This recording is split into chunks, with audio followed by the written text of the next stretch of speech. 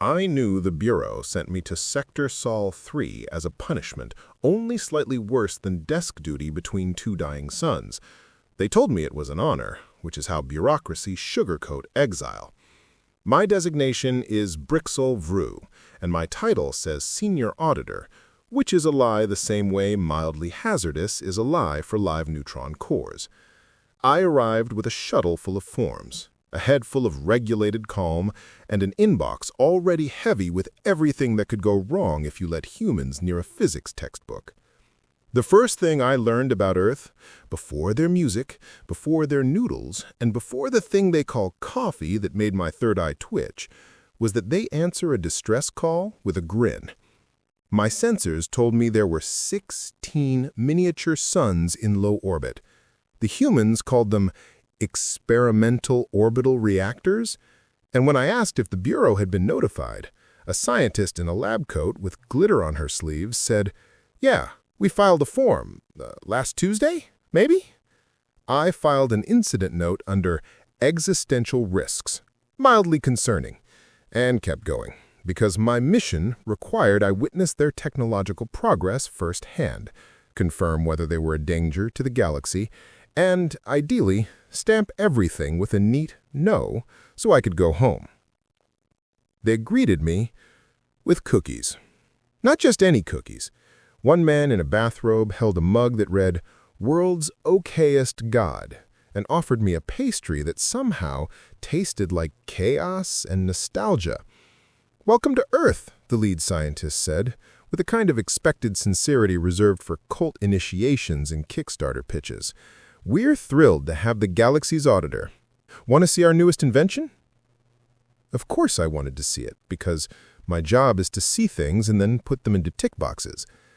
They led me past humming machines, pizza boxes that had become petri dishes of culture and sorrow, and something called a quantum air fryer, which is where I began to suspect that the human relationship with technology mixed genius and barbecue.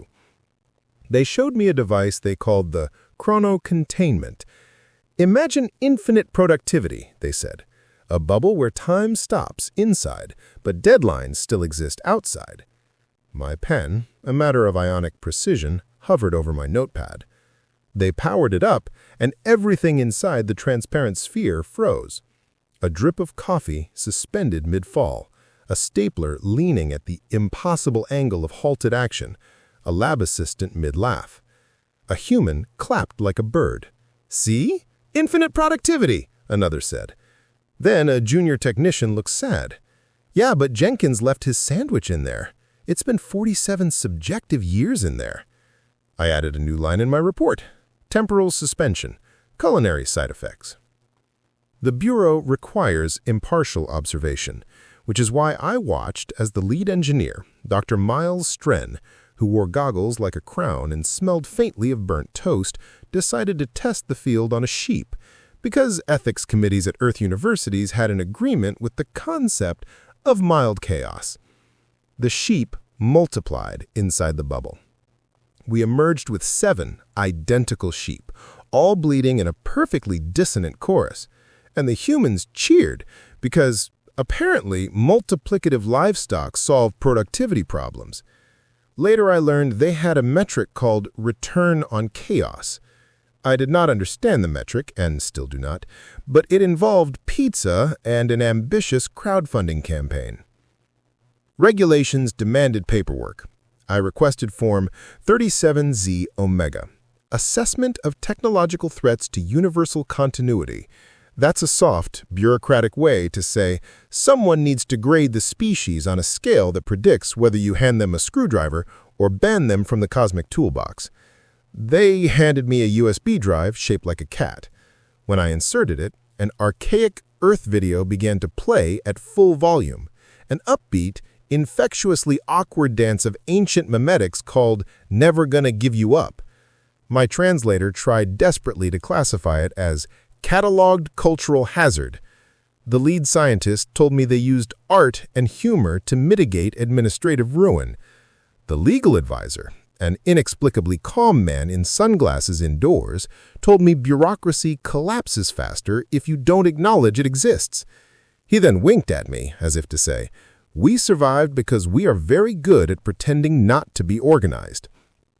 On day 3, the chromocontainment decided to misbehave, because they always do. There was a tremor, a coffee machine emitted a horrific, prolonged wheeze, and a technician yelled, "The bubble's expanding! It's eating the copier!" Humans panicked in charming, inefficient ways. Their leader, who had sworn an oath to microwave science and improbable smiles, stepped forward and tapped the bubble like if you poke a god, the god might bring you a sandwich. What if we ride the edge of the field for profit? Eternal lunch breaks? I said what every senior auditor thinks when enumerating the end of civilization. This is literally how empires end. He shrugged and offered me a cookie. The bubble popped with a sound like a balloon, and the sun moved 2 hours ahead for them and 2 weeks for me, and the junior technician, who had aged in subjective loops, laughed until she cried and asked if we could market time rentals. I updated my report. Temporal displacement, unintended. Do not franchise. I tried to do my job, which demanded I evaluate threat, catalog risk, and return with neat recommendations. My draft conclusion read, Homo sapiens, threat level, incalculable, behavior, chaotic neutral with tendencies towards cosmic comedy. Recommendation, observe remotely, do not engage, do not invest, do not, under any circumstances, lend them a regulatory form as a dare. But the human charm is a statistical anomaly. They shoved ingenuity into the shape of a paper airplane, and it became a weapon, or a bakery, or both. They went on, in their sense of flamboyant stubbornness, to accidentally stabilize the time bubble and then propose a consumer product line. Timelight, pause your laundry. Before my shuttle cleared low orbit, Dr. Stren called on open comms with all the cheerful indiscretion of someone who just discovered the last page in a book and wants to write the sequel. "We're thinking of commercializing this. Want to invest?" I terminated the channel and fled to light speed. The Bureau's reply arrived 2 weeks later by Galactic Courier. "Congratulations, Auditor Brixol Vru, promoted to Head of Terran Affairs, effective immediately." I read it 4 times, which is what one does when confronted with a fate worse than desk duty. You quantify your despair. I stared at the message in a small bureaucratic silence and ate the last cookie and filed my report under a new tab titled, "Please send reinforcements or snacks." "Humanity," I wrote, "will not be contained by forms. They will not be quelled by threats. They will memify your regulations, bake your logic into pie, and then accidentally invent a time machine while trying to solve lunch." I left a final note in the margins. They are dangerous because they are absurdly creative and stubborn, and they will not behave like any model we use. Treat them with amused caution, and never accept a USB shaped like a cat.